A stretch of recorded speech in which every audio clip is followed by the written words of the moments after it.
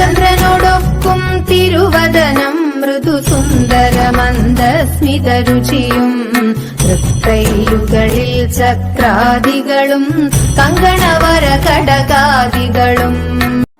നവദുർഗാ ഭാവങ്ങളിൽ മൂന്നാമത്തെ ഭാവമാണ് ചന്ദ്രഘണ്ഠ. നവരാത്രി മൂന്നാം ദിവസം മനഃശാന്തി, സ്വാസ്ഥ്യം, ജീവിതാഭിവൃദ്ധി എന്നിവയ്ക്കായി ചന്ദ്രഘണ്ഠാമാതയെ മണിപൂരക ചക്രത്തിൽ ആരാധിക്കുന്നു. നെറ്റിയിൽ ഒരു മണിയുടെ ആകൃതിയിൽ അർദ്ധവൃത്താകൃതിയിലുള്ള ചന്ദ്രനെ ധരിക്കുന്നു. നെറ്റിയിലെ അർദ്ധചന്ദ്രൻ ഒരു മണി പോലെ കാണപ്പെടുന്നു. അതിനാലാണ് ദേവി ചന്ദ്രഘണ്ഠ എന്ന് അറിയപ്പെടുന്നത്. 10 കൈകളുള്ള ദേവിയുടെ വാഹനം കടുവയാണ്.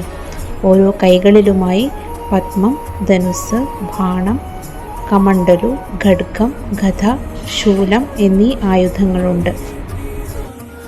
ദേവി ശ്രീ പരമേശ്വരനെ വരിക്കുന്നതിനായി സർവാലങ്കാര വിഭൂഷിതയായി കാപാലി വേഷത്തിലുള്ള ശിവഭഗവാനെയും ഭൂതഗണങ്ങളെയും കണ്ടപ്പോൾ ദേവിയുടെ ബന്ധുജനങ്ങൾക്ക് മനോവിഷമമുണ്ടായി. എന്നാൽ ഭാവവ്യത്യാസം കൂടാതെ ദേവി തൻ്റെ കമണ്ഡലവും അക്ഷമാലയുമെടുത്ത് സധൈര്യം അവരെ സമീപിച്ച് അവരുടെ ആയുധങ്ങൾ വാങ്ങി തൻ്റെ കയ്യിലൊതുക്കി. ദേവിയുടെ ആ ധൈര്യം കണ്ടപ്പോൾ മഹാദേവൻ പ്രസന്നനായി. പാർവതിയുടെ വിവാഹരൂപമാണ് ചന്ദ്രഘണ്ഠാദേവി. മഹാഗൗരി ദേവി ശിവനെ വിവാഹം കഴിച്ചു അവളുടെ നെറ്റിയിൽ അർദ്ധചന്ദ്രനെ പുരട്ടാൻ തുടങ്ങി.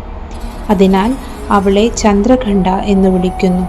നവരാത്രിയിൽ അവളെ മൂന്നാമതായി ആരാധിക്കുന്നു. പാർവതിയുടെ ഈ ഭാവം സമാധാനപ്രിയയും അവളുടെ ഭക്തർക്ക് ക്ഷേമം നൽകി അനുഗ്രഹിക്കുന്നതുമാണ്. അവൾ തൻ്റെ എല്ലാ ആയുധങ്ങളുമായി യുദ്ധത്തിന് തയ്യാറാണ്. അവളുടെ നെറ്റിയിലെ ചന്ദ്രമണിയുടെ ശബ്ദം നിഷേധാത്മകതയെയും ദുരാത്മാക്കളെയും അകറ്റുമെന്ന് അവളുടെ ഭക്തർ വിശ്വസിക്കുന്നു. ദേവിയുടെ വാഹനം കടുവയാണ്. അവൾ ചന്ദ്രനെ നെറ്റിയിൽ അർദ്ധവൃത്താകൃതിയിൽ അലങ്കരിക്കുന്നു. അർദ്ധചന്ദ്രൻ മണിയുടെ ആകൃതി പോലെ കാണപ്പെടുന്നു. അതിനാൽ ചന്ദ്രഘണ്ഠ എന്ന പേര് ലഭിച്ചു. അവളെ 10 കൈകളോടെയാണ് കാണിക്കുന്നത്. ഇടതു കൈകൾ ത്രിശൂലം, ഗദ, വാൾ, കമണ്ഡലം എന്നിവയും വലതു കൈയിൽ താമര, അമ്പ്, ധനുഷ്, ജപമാല എന്നിവയും വഹിക്കുന്നു. അവളുടെ 5ാമത്തെ ഇടതു കൈ വരദമുദ്രയിലും 5ാമത്തെ വലതു കൈ അഭയമുദ്രയിലുമാണ്. നവരാത്രിയുടെ മൂന്നാം ദിവസം രാത്രി ആരംഭിക്കുന്നത് ചന്ദ്രഘണ്ഠാരാധനയുടെ